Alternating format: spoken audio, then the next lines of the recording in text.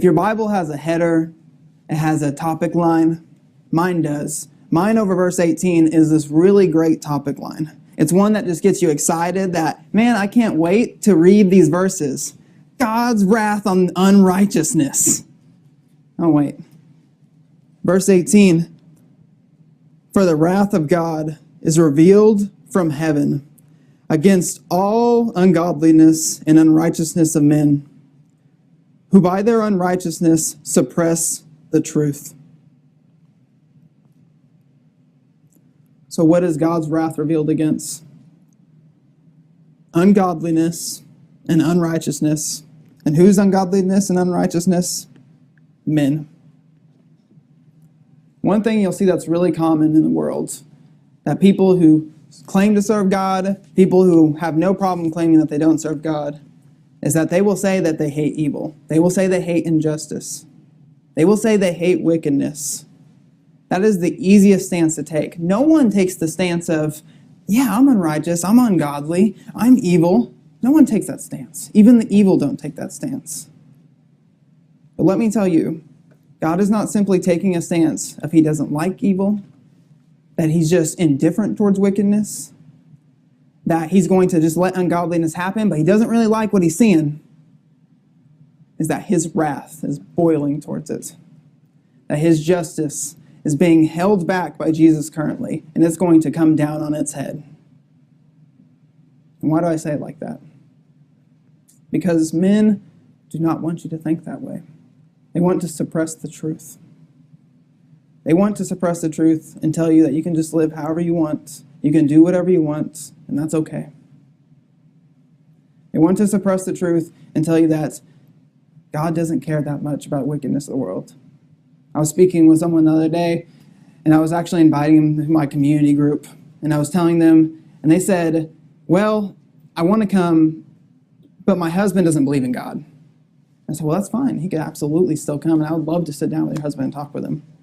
He said, well, the thing is, he looks out in the world, and he sees that bad things happen to good people, and he just can't see how a God could exist if that was true. So I said, can I present to you a few things? First is I want to tell you a really good R.C. Sproul's quote, which is that, to paraphrase, you say that good things happen to bad people, but that only happened once, and he volunteered. And that was Jesus Christ. 2, you say that you see suffering in the world, and that God must not care about it.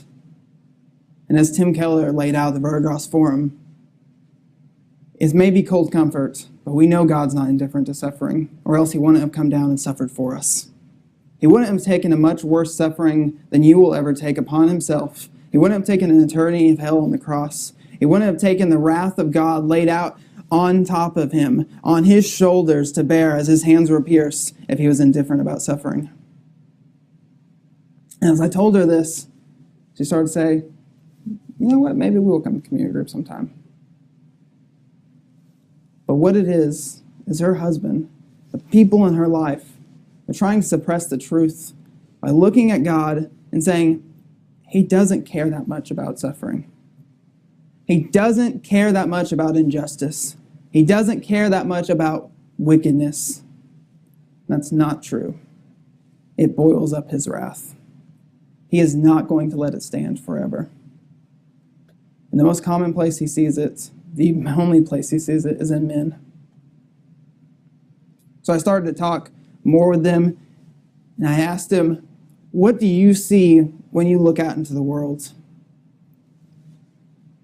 Do you see that everything is just okay?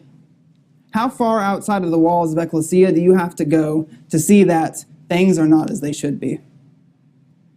Well, you don't even have to leave the walls, because if you look around you, you know that there's broken people in here.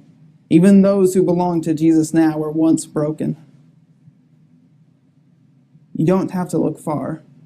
Do I have to turn the news on to know that people are out there suffering? Do I have to know that it's mostly being imposed by other men making them suffer, the unrighteous and the ungodly? I don't have to go far. I was on Facebook the other day, which is, I don't know, social media is a cesspool, so this isn't really a surprise. I was on social media the other day, and I saw this post that said something along the lines of, hey, I'm not forcing you to get a tattoo. I'm not forcing you to not listen to my music. I'm not forcing you to abort a baby. I'm not forcing you to so-and-so and so. And it was the most blatant example I saw of suppressing the truth this week, of how a corrupt mind would say, hey, Nate, I don't force you to get tattoos. Don't force me not to murder a child. That you would equate those two things. Whether or not someone is telling you not to get a tattoo, that you would look at those two things. I don't have to go far to find what ungodliness is doing to suppress the truth. We live in a time where truth is incredibly valuable. We live in a time where it's a big topic right now among all those who, whether they belong to Jesus or not. We have a big thing right now called, if you've heard the phrase, fake news. That truth, even the truth that we hear from what should be trusted sources, maybe isn't trustworthy. That men are even suppressing the truth in things that don't matter. I want to go to social media one more time. Have you ever gotten social media and everyone has that 60-year-old aunt that shares things that clearly aren't true? I'll tell you a really funny one I saw recently. So good. So it was a picture, and this picture clearly was just from a biker rally. I don't know what biker rally. It was just a bunch of guys on motorcycles going, maybe 100 of them, and they're all in one group and they're driving down the same road.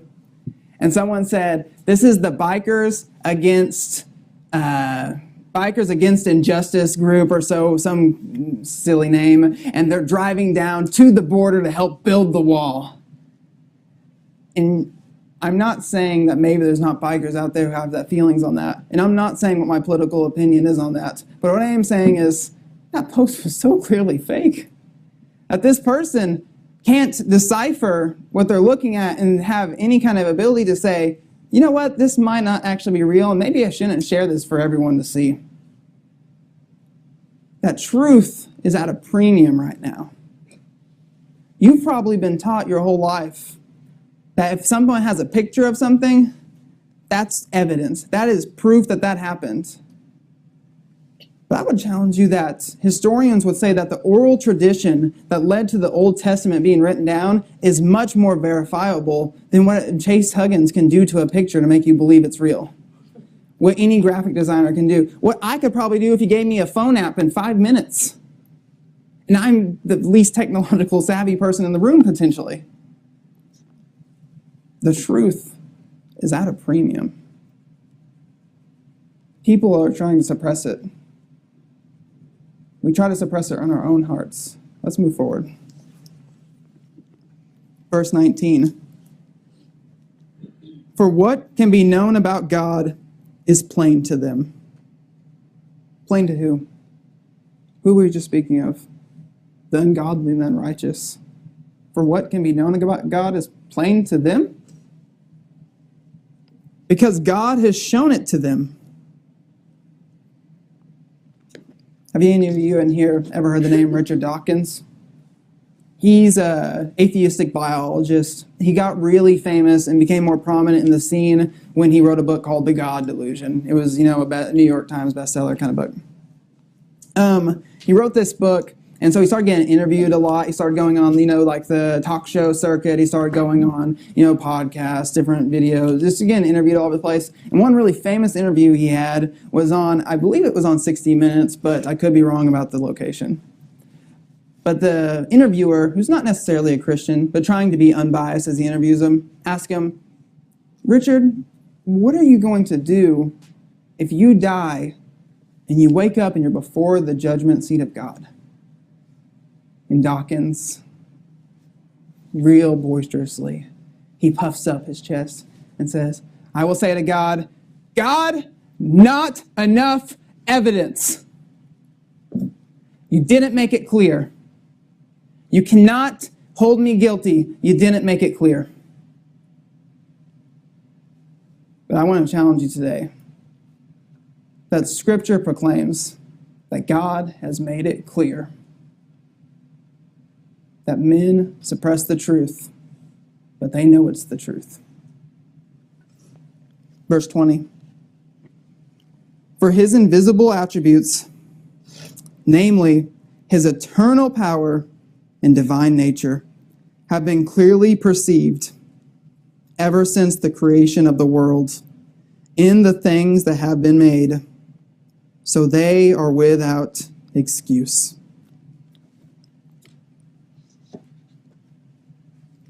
Men aren't ungodly. They aren't unrighteous. They aren't doing wicked things. They aren't corrupt.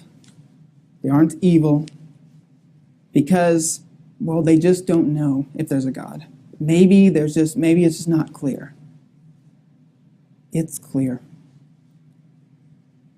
Do you remember earlier when I talked about that conversation I had with the woman? And she said, my husband just sees the suffering in the world, and he says, I just don't know. Maybe there's not a God, because how could bad things happen?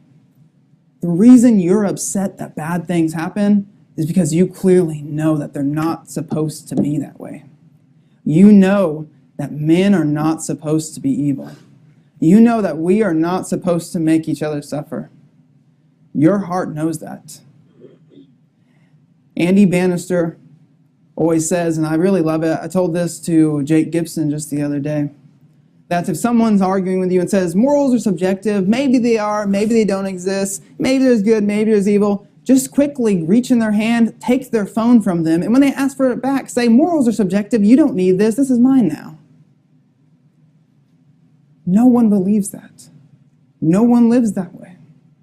No one takes the stance that it's just okay to be ungodly and unrighteous, even if they are doing that. What a crummy stance to take. No one wants to be the bad guy. No one wants to look at themselves as the villain. They want to see themselves as the hero. Everyone wants to be the protagonist of their own story. But guess what? That's just you suppressing the truth. That's just men dwelling in their ungodliness, doing everything they can do to ignore the fact that it's abundantly clear in creation. There is a God, and we do not have an excuse. Verse 22, claiming to be wise, they became fools. This is the most common tactic for suppressing the truth in our day and age, and that is to just make the other side look dumb. It's a good tactic. It's a great one. You don't want to listen to someone? You don't want your friend to listen to someone? Just make them look stupid. Make them look like a child. Make them look like the fool. Claim to be wise. Claim that you know what you're talking about. Speak louder. Oh, wait, I didn't mean to give away that technique. So, claim to be wise. They became fools and exchanged the glory of the immortal God for images resembling mortal man and birds and animals and creeping things. Verse 23 reveals to us the largest way we suppress the truth, and that is with idols. We take good things. We take great things. We take things that are meant to be enjoyed. We take things that are meant to be taken pleasure in, meant to be a large part of our life. People that we should take joy in and rejoice with, and we make them the ultimate thing. And we put them up on a pedestal where God belongs. And we suppress the truth even farther. Because, well, if I can't ignore God, I'll make my own God. I'll make a God that I can control, a God that I can understand, a God that I can put in a box and I can open it up when I need it and I can close it back when I don't need it anymore. Wouldn't that be much easier than having to deal with the truth? Wouldn't it be much easier to have a God that resembled something I understood? And what all of idolatry does, whether it's your family, whether it's sex, whether it's your career, or whatever it is that you want to put up on the pedestal where only God's glory can be, is it makes you God. It gives you something you can control. I can get what I need from this, and if I don't want it anymore, I can let go of it. And it doesn't have to ask anything back of me that I don't want it to ask of me. You're trying to make yourself God. You're trying to make yourself the hero of the story, when it's plain in all of creation that you are the villain. You are not the hero. That your idols, they're created things. Do you know what happens to created things? They wither away and die. And we will die with our idols if we hold on to them.